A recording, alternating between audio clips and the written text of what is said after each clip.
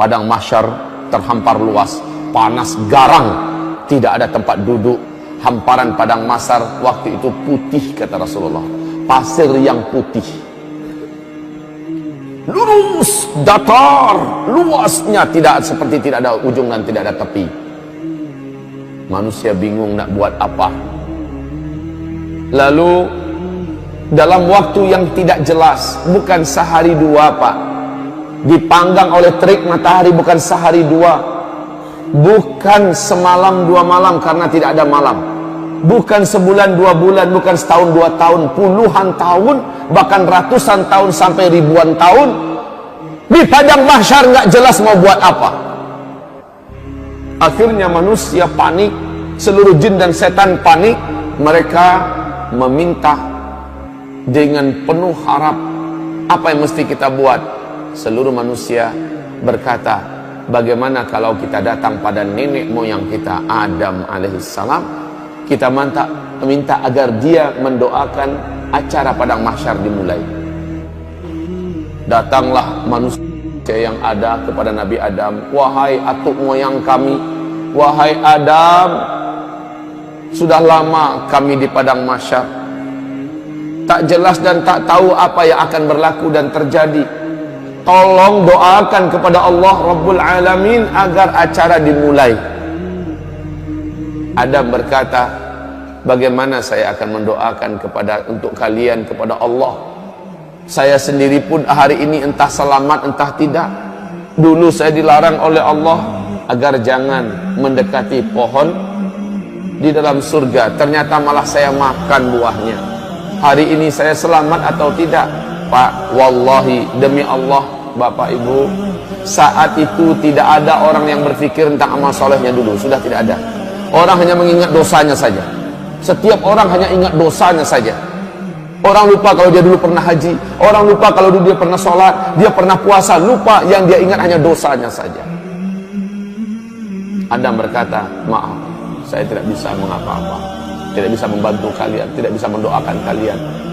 Oh nafsi, wah nafsi, wahai jiwaku, wahai diriku. Maksudnya saya ini selamat atau tidak? Wahai diriku, wahai diriku. Pergilah kalian kepada Ibrahim, dia adalah Khalilullah, dia adalah teman Allah, mintakan agar dia yang berdoa kepada Allah. Semoga acara di padang mahsyar dimulai. Manusia pun berbondong-bondong meninggalkan Adam menuju mencari Ibrahim. Saat berjumpa dengan Ibrahim, mereka memohon dengan permohonan yang sama. Sama jawaban Ibrahim. Dulu di dunia saya telah berdusta sebanyak 3 kali. Hari ini saya tak tahu lidah yang telah berdusta ini ketika berdoa Allah dengarkan atau tidak. Jangan-jangan saya pun tidak selamat. Minta maaf, saya tidak bisa membantu kalian apa-apa. Saya tidak bisa. Dia berdusta 3 kali. Pada Rasulullah mengatakan dusta Ibrahim waktu di dunia dulu hak, dusta yang benar. Tetapi Ibrahim menyulitkan, menganggap itu sulit buat dirinya nanti pada hari kiamat. Bagaimana dengan kita yang betul-betul berdusta di atas kebatilan? Sementara Ibrahim berdusta di atas kebenaran, dia rusuh dan gelisah tentang dirinya.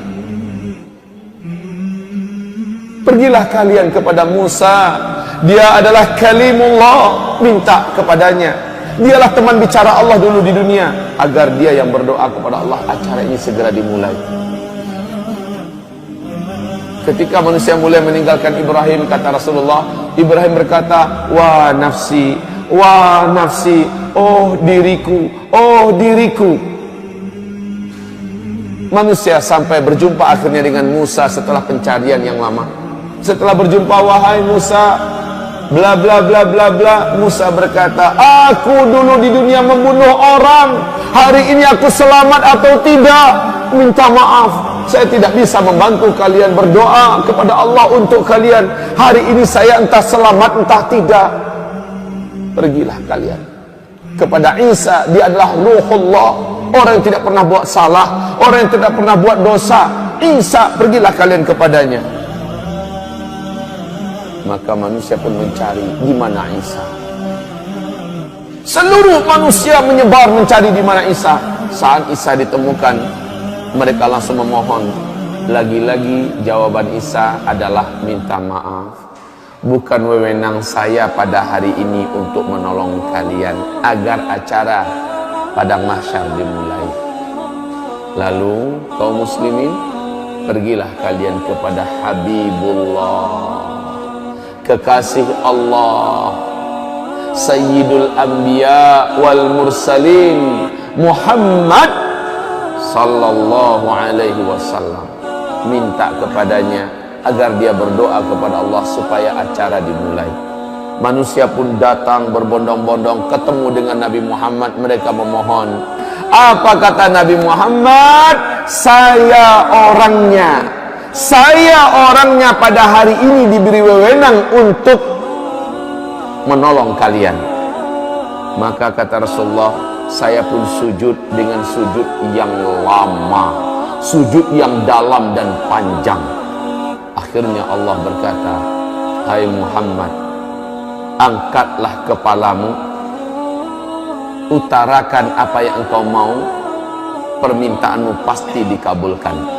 Nabi Muhammad pun mengangkat kepala dan berdoa, ya Allah, telah lama kami di padang mahsyar.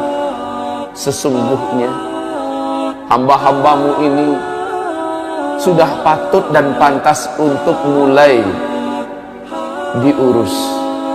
Ya Rabb, mulailah acara padang mahsyar. Allah pun mengabulkan berkat doa Nabi Muhammad.